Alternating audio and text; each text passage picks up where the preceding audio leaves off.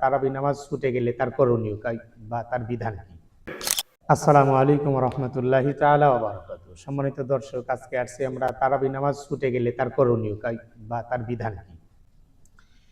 একজন মানুষ যদি সে তারাবি নামাজ আদায় করতে মসজিদে চলে আসে, ইমামের পিছে কিছু রাকাত তারাবি পড়েছে, কিছু রাকাত তারাবি ছুটে গেছে, তাহলে তার করণীয় কি বা তার বৈশিষ্ট্য কি?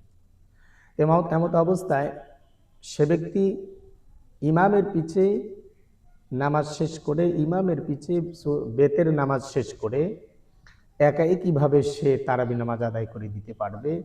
এমনকি ইমাম সাহেব যখন নামাজ আদায় করবে, যদি একটু বিরতি নেয়, তারাবি নামাজ পড়ে 2 রাকাত 4 রাকাত পড়ে যে একটা বিরতি নেয়, এই বিরতির মাঝখানে সে যদি চায় তাহলে ছুটে যাওয়া তারাবিগুলো সে আদায় করে দিতে পারবে।